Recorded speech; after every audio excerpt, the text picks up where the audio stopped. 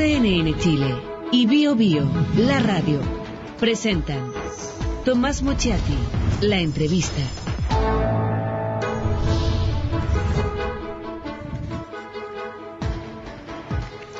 ¿Cómo está? Buenas noches. Ni el libretista más macabro, ni la imaginación más negra, ni el concertacionista más odioso hubiesen tenido, yo creo, la imaginación suficiente para escribir el libreto del drama de la derecha de los últimos meses. No estoy hablando de comedia, porque no es una comedia, es un drama. ¿Cómo entender lo que ha pasado? O sea, ¿cómo entender que se faenan? Si la palabra es faenar, no quiero usar la palabra descuartizar, es un poco fuerte, pero faenar a 3 candidatos presidenciales. Se faenan un poco a Alamán también, entre esos, serían 4. ¿Cómo es posible entender que Sebastián Piñera dice que quiere ser candidato en el 2017? Lo dice en público y en privado. Después lo niega, pero lo dice. Y desfonda entonces la candidatura de Evelyn Matei. ¿Y cómo es posible que hable de los cómplices pasivos? Y mira alrededor y está lleno de cómplices pasivos. Bueno, de hecho, todos los que participaron, los civiles que participaron con el general Pinochet en su gobierno. Y cuando Evelyn Matei dice, es que yo tenía 20 años, y lo dice tímidamente, le dice... Sebastián Piñera, su candidata, le dice, ¿y qué hizo hasta los 37? Le vamos a pedir explicación a Eugenio Guzmán, él es sociólogo, decano de la Facultad de Gobierno de la Universidad del Desarrollo. Hola. ¿Cómo estás, Tomás? No, a ver, de explicaciones voy a tratar de armar un discurso para que expliques. ¿Cómo armar un discurso? O sea, construir un discurso que explique. ¿Cómo se puede explicar todo esto? Se sabía de los 40 años. Hace 40 años se sabía que venía una fecha 40 años después. Se sabía quién era Sebastián Piñera, porque todos sabemos quién es Sebastián Piñera. Ahora están diciendo algunos que sigue siendo DC, pero se sabía a quién eligieron. Se sabía cuando eligieron a Evelyn Matei. Se sabía que es ambicioso el hombre. No vamos a decir que Sebastián Piñera es un tímido en materia de ambición. Bueno, ¿y? Mira, a ver, yo creo que hay varias cosas que se conjugan aquí. Yo creo que, a ver, respecto de lo que significaba los 40 años, ¿ya? Que de alguna manera ya se tiene experiencia, o ocurrió un proceso similar en otra fecha emblemática, como fueron los 30 años, como fueron los 20 años. El punto de fondo son los contextos. Pero con otra intensidad, ¿no? Exactamente, con otra intensidad, con otro país, con otro tipo o no con el enervamiento que vemos hoy en día. Entonces yo creo que aquí, de algún modo, se pensó que la lógica de pasar, de alguna manera, dejar pasar las cosas, o sea, como se dice en buen chileno, bueno, pasar piola, ¿no es cierto? Ese era el plan, ¿no? Creo yo, o sea, una interpretación era una estrategia disponible. Pero claramente la prudencia te aconsejaba que debía haber algún plan de contingencia, porque efectivamente, en un año electoral, en años que han sido muy encrispados políticamente, en que el tema de derechos humanos también ha estado ausente hace años, dijémonos de cosas, o sea, como tema de gran avanzada, o sea, ha estado ausente, veamos los términos mediáticos por último. Yo creo que llamaba a tener una visión un poquito más estratégica, mucho más holística, mucho más compleja, más global para enfrentar. Pero a ver, ¿por qué la derecha no tiene esa densidad política? ¿Qué les pasó? Hay gente inteligente en la derecha, ¿cómo no? Hay gente que piensa. ¿Qué pasa con el segundo, tercer, cuarto piso subterráneo? No sé. ¿Dónde están? A ver, yo creo que, por otro lado, también influye la figura, ¿no es cierto?, en este caso del Ejecutivo, en este caso Piñera. O sea, lo que uno hubiera esperado, ¿no es cierto?, al término o lo que esperamos, o lo que ocurre al término de un periodo presidencial, ¿no es cierto?, que la figura presidencial baja en intensidad, en importancia, en protagonismo, digamos. Acá está ocurriendo todo lo contrario.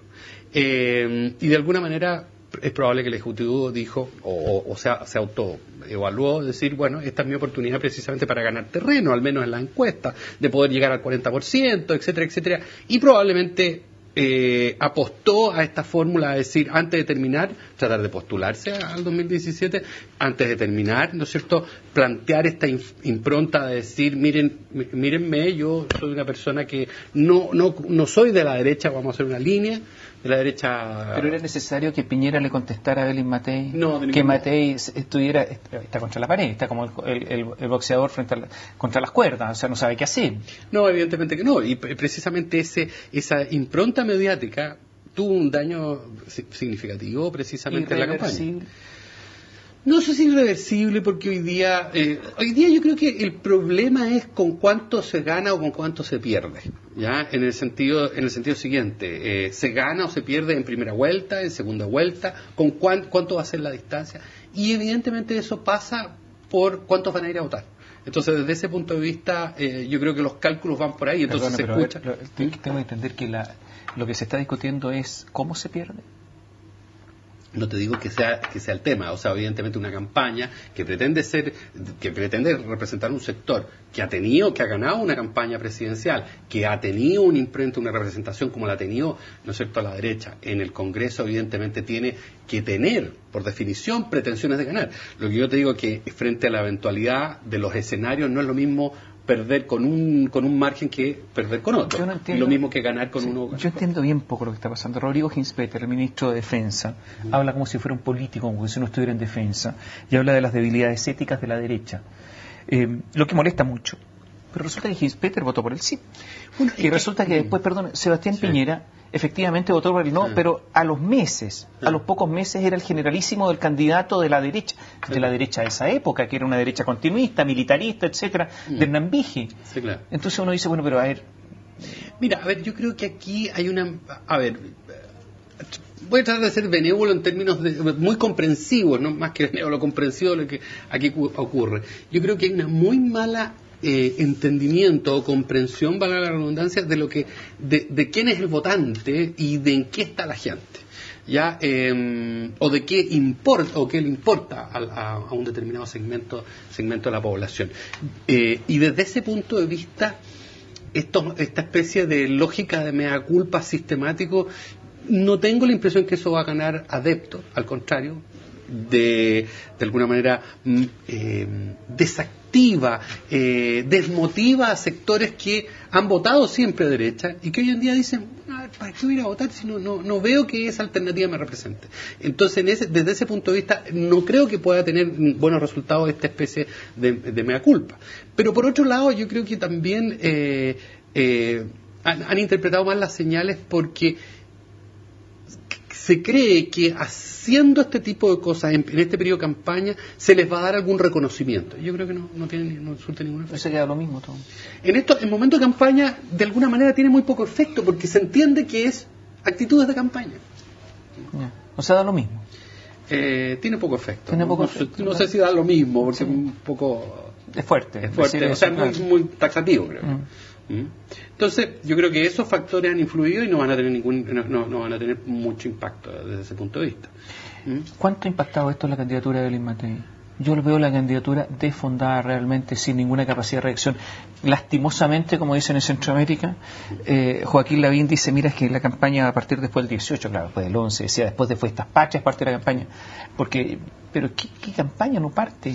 Bueno, yo creo que finalmente quedó, uno podría ser estupefacto, podría ser o sorprendida de alguna manera, una campaña que finalmente, cuando se esperaba que terminara toda la campaña o todo el espacio mediático, fue copado en este caso por Piñera, o sea, obviamente, y con críticas demasiado fuertes. Tú mismo mencionaste varias ahí.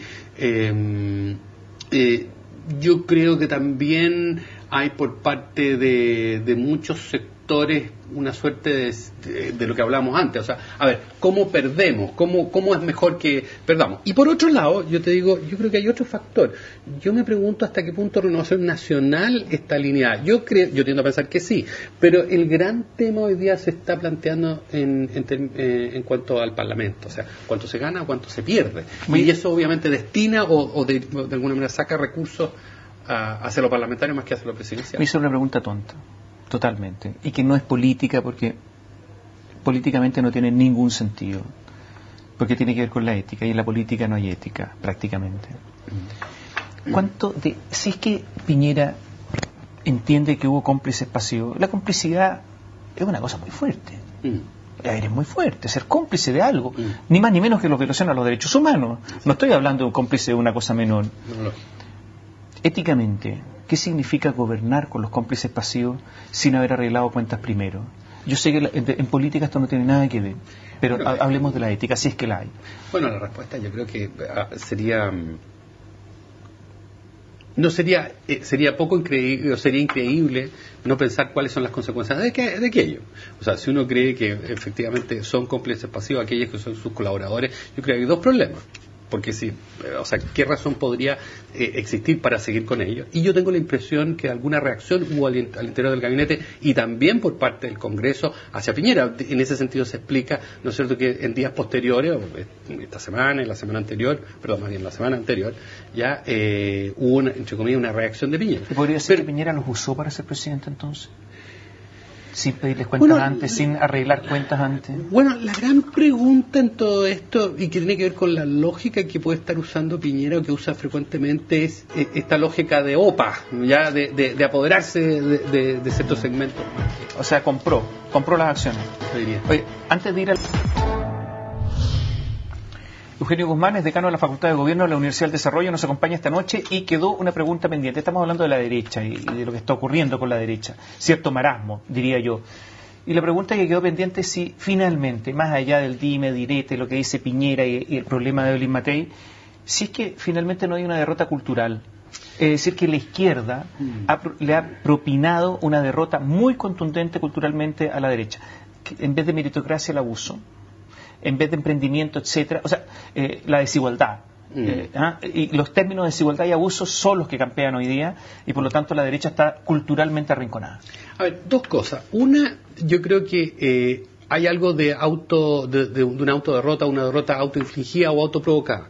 O sea, y eso se expresa en la forma de conducción un poco como ha sido o lo que ha hecho el gobierno de Piñera. No en todo, porque ha sido un gobierno que tiene grandes éxitos, al menos en materia económica, en ciertas reformas, se ha atrevido a hacer cosas que probablemente nunca se atrevió a hacer la Concertación o a reconocer.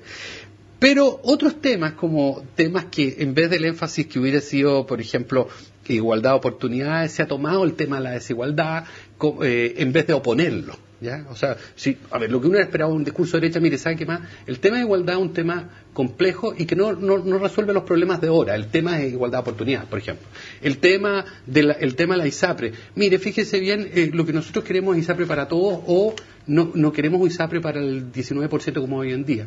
Entonces, en ese sentido, la crítica al empresariado, o sea, meter en toda una bolsa de gatos a todos los empresarios, y que bueno, hay varios empresarios, yo diría muchos, que son bastante razonables y honestos. Entonces, en ese sentido hay ese fenómeno. El segundo es que yo creo que en términos generales en el mundo, y eso me lo comentaba un amigo el otro día, me decía, ¿no será que lo que está ocurriendo es que estamos como después de la caída del muro, y eso sí, en el turno estamos al revés? Ahora, quienes están al otro lado del muro ya son precisamente la derecha y no los sectores de izquierda.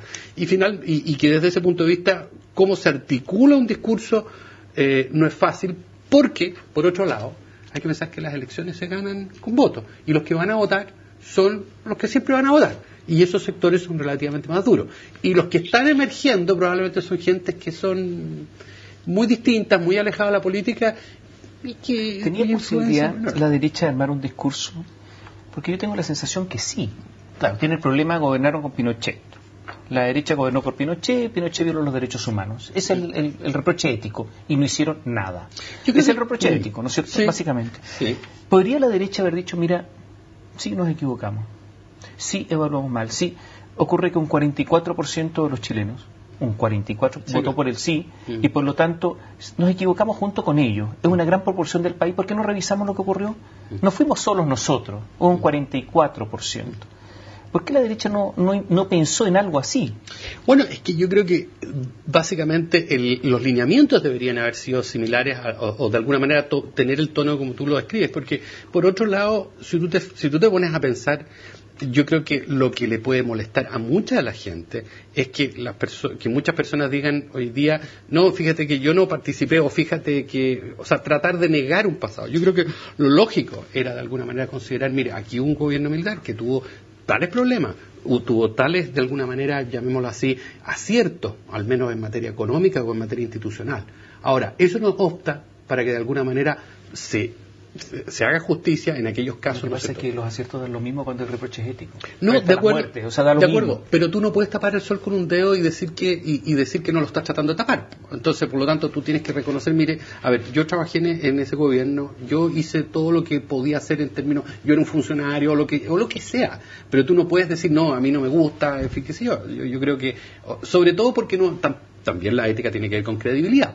Es como que yo te dijera, si tú hoy día haces una encuesta, ¿cuántas personas votaron por el sí? A menos que se hayan muerto la mitad, prácticamente nadie votó por el sí. ¿Y cuál es la solución de la derecha? Jubilar. Es como lo hicieron en España, ¿no? Que jubilaron a Fraga y sus boys en algún momento. Claro. ¿Jubilarlos o no? Rápidamente, claro. Jovino Novoa que no hable más, etcétera. Claro, pero Pablo Longueira que no vuelva. Mira, lo que pasa es que también ahí hay que entender una cosa, porque, por ejemplo, los Pablos Longueira han tenido roles fundamentales en generar ciertos equilibrios y ciertos, llamémoslo así, ciertos acuerdos nacionales. O sea, otra cosa nos puede, nos pueden molestar muchas cosas, pero el rol que tuvo Longueira, ¿no es cierto?, durante no solamente la transición, sino que incluso, recordemos, en otros momentos fue... Pero ya pasó, ¿no? Pasó, de acuerdo, tienes toda la razón, pero... respecto al caso español, yo creo que hay algunas diferencias en términos de las características de cómo es esa transición respecto de cómo es la transición chilena. Uno es un gobierno después de 40 años, o algo así. El otro es un gobierno después de 17 años. Segundo lugar, los tipos de liderazgo son bastante distintos, ¿ya? No es comparable, ¿no es cierto?, la figura, fíjate que en España la figura de González, que estuvo, 10 años en el poder, es muy distinto al fenómeno que hemos tenido acá.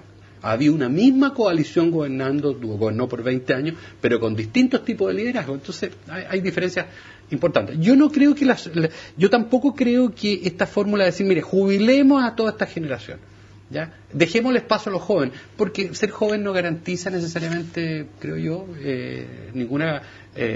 un mejor gobierno, mejor capacidad para ganar elecciones. No. Lo que pasa es que la diferencia, las divisiones al interior de la derecha son brutales. Carlos Larraín, cuando puede, le dispara a Piñera. Cuando puede. Incluso he dicho, mira, la campaña de Matei ha perdido importancia, ya da lo mismo, después de lo que hizo Piñera. Da lo mismo. Patricio Merero dice, Piñera tiene ahora mayor responsabilidad sobre el resultado de la elección. O sea, la responsabilidad es de él, etcétera. O sea, las diferencias son fundamentales. Y por otro lado, es tal el desfondamiento de la derecha que Patricio Merero decía que se le habían acercado ni más ni menos que Osvaldo Andrade y Ignacio Walker para decirle, mira, estamos preocupados porque ustedes pueden perder catastróficamente. ¿Qué nos va a pasar a nosotros? Eugenio Guzmán está con nosotros, nos queda poco tiempo. Finalmente, decíamos, la crisis de la derecha es gigantesca, de hecho, increíble. Dirigentes de la nueva mayoría están preocupados porque a la derecha le puede ir demasiado mal. ¿Y qué nos queda a nosotros? Entonces la oposición puede ser la izquierda más que la derecha, una cosa así. Bueno, sí, yo creo que eso responde básicamente es la reacción final respecto de ciertas actitudes, ¿no es cierto?, de Piñera hacia con la derecha. Pero yo también no sería tan optimista que en el panorama de la izquierda, o más que la izquierda, la concertación en su versión moderna, nueva mayoría, su versión actual, las cosas también estén suficientemente quietas. Yo creo que en ese sentido es un fenómeno un poco más complejo y culturalmente más complejo. Ya, no sé, lo cual no significa que vayan a haber nuevos realineamientos, entonces resulta que Renovación se va a juntar con la democracia cristiana. No, eso es pensamiento mágico. Pero la situación tampoco está muy... yo creo que cuando tú te sientes tan ganador, es demasiado peligroso respecto de porque crees que vas a repartir una torta y la empiezas a repartir anticipadamente. Tú eres experto en estudio. ¿En cuánto está Belis Matei en este momento? Mira, te diría que uno esperaría que la diferencia entre ambas debe estar en unos 8 o 10 puntos. ¿No más? No creo que más, o sea... ¿Pero en cuánto está Matei? Mira, no he visto encuestas, pero yo te diría que estaríamos hablando de en torno a los 30, 29, 28, en ese entorno. Eso es poquitito. Bueno, viendo más o menos el panorama, París y los votos que no van, Israel, qué sé yo. Ahora, pero también si tú lo ves, ¿cómo es Bachelet? Esa Bachelet que todos decían ganó, y probablemente va a ganar, o sea, sería ridículo no pensarlo, pero haber tomado conclusiones respecto a la primaria. la primaria Bachelet saca 76%. ¿Ya? Bueno, ¿cómo nos explicamos que hoy día marca 40%? Y eso demuestra que hay que ser muy cuidadoso respecto de las muestras que uno hace o las comparaciones. ¿Dónde están los posibles doblajes de la nueva mayoría? ¿Segunda región? Segunda región hay una situación, no hay un candidato de Renovación Nacional, obviamente aporta muy ¿Cuarta? poco. Mira, ahí cuarta región yo de repente tengo mis dudas, no sé cuánta competencia esté dispuesto a aceptar desde su propio sector el senador Pizarro. ¿12ª? Está parece complicada, pero sí, parece complicada, pero evidentemente, bueno, vamos a ver qué pasa con Bianchi, en fin, la figura que esté ahí. Y en la octava región, ahí hay una situación bastante más complicada. O sea, una Escalona que tiene muchos recursos versus un Navarro que aparentemente tiene pocos recursos, ¿no es cierto?, compitiendo, ¿no es cierto?, con Van Rieselberghe, que tiene en torno a un 30% relativamente sólido, 27%. Pero debilitada en el último tiempo, en la primaria le fue pésimo, con una UDI dividida. Y sin compañero de lista en la práctica, con muy poco bueno, poder. esas son las cosas que hacen, que de alguna manera hacen perder un poco fuerza, pero con un 30%, llegando a un 30% perfectamente factible que en esa región. La octava región es como Valparaíso, fíjate, la octava región tiene su propia personalidad. No creo que esa apuesta que se hace ¿no es cierto?, a los sectores de concertación. Obteniendo 4 doblajes las senatoriales, la nueva mayoría, la concertación antigua, logra ya algunos quórum. Sí, ciertamente, llegaría a 22. Bueno, del mismo modo que depende de lo que ocurra en la Cámara de Diputados. Si estamos hablando de 70, 72, evidentemente está en el borde de los tres quintos. Y por lo tanto da lo mismo ya una asamblea constituyente. Efectivamente. Además que por lo tanto están a punto de lograr lo que quieren, ¿eh? Sí. Ahora, con un tema, yo nunca he creído mucho en la asamblea constituyente por una razón. Eso es pedirle al Congreso que renuncie a todo el poder que tiene. Y uno esperaría que en la concertación no creo que estén dispuestos a renunciar al poder. O sea, apelando a la vieja política, imposible. Yo lo veo difícil. ¿Sí? Sí, muy difícil. O sea, las promesas son promesas para la platea, para el público, bueno, para el electorado. Bueno, nuevamente, lo vimos con el debate de ayer. Ya. ¿Qué muestra más clara que eso? Mucho eslogan. Un país, la descripción de un país de donde que prácticamente no se sabe qué país estamos hablando. Y poca sustancia. Gracias. Exacto. Gracias por estar con nosotros. Eugenio Guzmán es el decano de la Facultad de Gobierno de la Universidad del Desarrollo. Nos acompañó esta noche. Buenas noches, gracias. CNN Chile y Bio Bio, la radio, presentar.